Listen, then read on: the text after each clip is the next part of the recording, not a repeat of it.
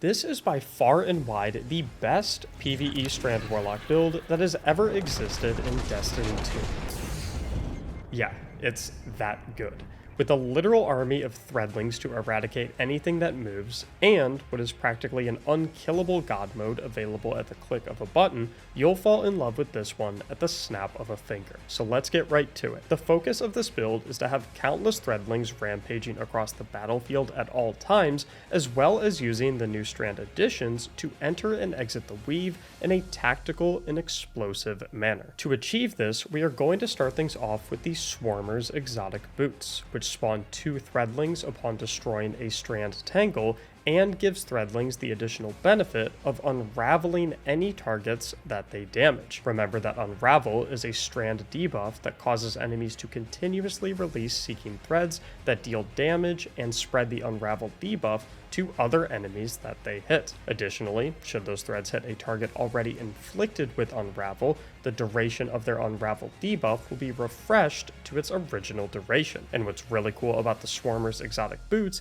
is that they don't just give the Threadlings spawned from destroying tangles this unraveling capability, but rather all Threadlings that come from any source of your Strand Warlock kit, meaning that this single pair of exotic boots, combined with all of the Threadling creation sources that we will talk about in this build video, come together to create some of the craziest and most mesmerizing AoE ad clear and single target boss damage that the entire game has to offer. And speaking of additional Threadling generation sources, the Threadling grenade is going to be a fantastic choice for this build, which explodes into 3 Threadlings upon detonation. Another source of Threadling generation that we can use to eradicate everything is our first aspect choice, Weaver's Call, which upon casting your class ability spawns 3 Threadlings and deploys any currently perched Threadlings that you are in possession of. Which, speaking of perched Threadlings, let's talk about the Threadling perching system, as understanding it inside and out is extremely important to becoming a god with this build. Threadlings that are out on the battlefield will travel around for a total of 14 meters to try and find an enemy to chase and attack. But if after that 14 meters of travel, the Threadling does not find any enemy to target, it will then make its way back to you, jumping onto you and entering the perched state as indicated on your buff bar. At any given time, you are allowed to hold a maximum of 5 Threadlings on your perched buff bar, where any additional Threadlings that attempt to return to you and become perched will simply dissipate. When dealing weapon or melee damage to enemy targets, any perched Threadlings will be released one at a time with a 0.5 second cooldown in between releases, where any Threadlings being released in this manner will track targets at any range as opposed to just 14 meters. The only exception to this release method, as previously discussed, is with the Weaver's Call aspect, where activating your class ability will deploy all currently perched Threadlings at the same time. So now that you understand the Threadling perching system, we can talk about yet another way to generate Threadlings, and the very thing that makes us quite literally invincible with this build. To accomplish those goals, we need to look no further than the new Strand aspect, Weavewalk, which allows you to press the air move button while airborne to enter the weave, granting 90% damage resistance. Reactivating your air move or casting your Rift class ability will pull you out of the weave. Now, what the description of this aspect doesn't tell you is that in PvE, being in the weave functions the exact same way that invisibility does, meaning that not only do you have 90% damage resistance in the event that you catch a stray bullet meant for a teammate or get tagged by some AoE damage, but enemies won't even target you directly in the first place. Additionally, this ability is tied to your melee energy, slowly depleting your melee energy over time while you remain in the weave. And to be able to enter the weave, although it only costs about 10% of a melee ability charge, you must have at least 1 full melee charge available. But we're not even done quite yet, because while in the weave, you will generate a perched Threadling every 0.5 seconds. And because Weavewalk only consumes 25% of a melee charge per second, this functionally means that you can substitute a little more than half of a melee charge for 5 Threadlings and a period of complete and total invincibility. And while I'd love to tell you about all of the crazy gameplay patterns and strong ability rotations made possible with this aspect that are making me become addicted to this build, I think it's important to first understand what the rest of our arsenal is capable of, after which I can show you exactly how to use both this ability and the rest of our tools to maximum effectiveness. To do that, we need to look at our fragments and weapons, which will be offering even more ways to create Threadlings, increase their damage, and boost up our ability regenerations to provide even more fuel for Threadling grenades and weave walking. We'll start with the obvious number one choice fragment for this build, the Thread of Evolution, which increases Threadling damage by 33% and increases their travel distance and speed. Not much to say about this one other than the fact that your Threadlings are going to be dealing a whole lot of damage over the course of a fight. This leaves us with 2 remaining fragment slots to fill, and the weapons you decide to equip will determine what fragments will occupy those 2 remaining fragment slots. In my opinion, there are 2 standout exotic weapon options that complement this build so perfectly. The first of these exotic weapon options is the Quicksilver Storm auto rifle, which upon scoring 10 hits against an enemy generates a tracking rocket that will fire over the typical bullet. Landing a hit with this rocket will load up a grenade charge in the reserves of the weapon for later use, up to a total of 3 grenade charges, which can be utilized when switching to the weapon's alternate firing mode by holding the reload button. But what makes this weapon truly special and so good for this build is the benefits that its catalyst provides, changing the weapon to the strand damage type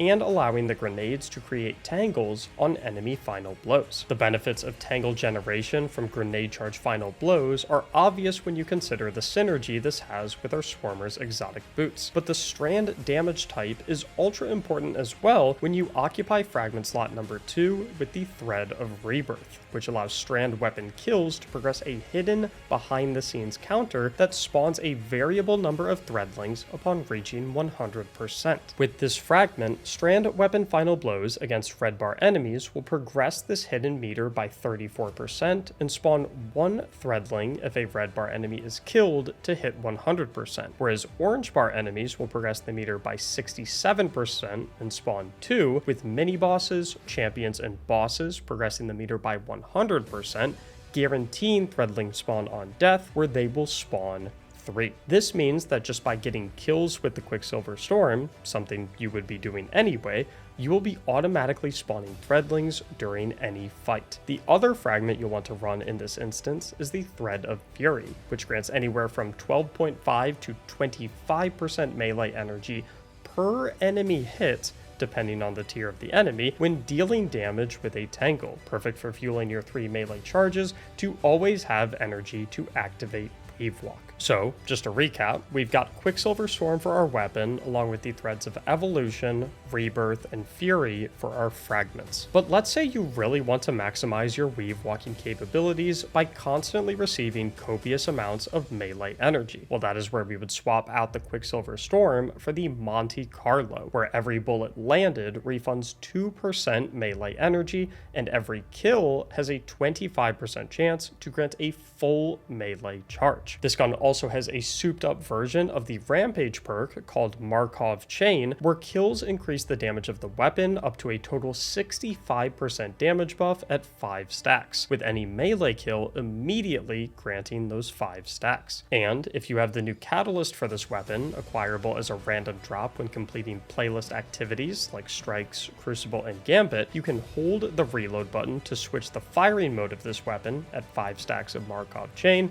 to bayonet some poor soul into oblivion. But since this gun does plenty to fuel our melee ability energy for weave walks and Threadling generation, and deals kinetic rather than strand damage, we'll want to pair it with some different fragments. My personal choices here are the Thread of Generation for bonus grenade energy when dealing damage of any kind, and the Thread of Continuity for increased duration on all strand debuffs, most notably in our case, Unravel. So just to recap on that one, we've got Monte Carlo for our weapon, along with the Threads of Evolution, generation and continuity for our fragments. Now, in any situation where you decide to use something other than Monte Carlo or a strand primary weapon, you'll then simply want to run the threads of evolution, fury, and generation to cover all bases. Now, before we get to mods and stats, there is one more interesting weapon archetype pairing that we have to talk about, because it is genuinely hilarious. Whether this is an intended interaction or a bug that will eventually be removed, I have no idea, but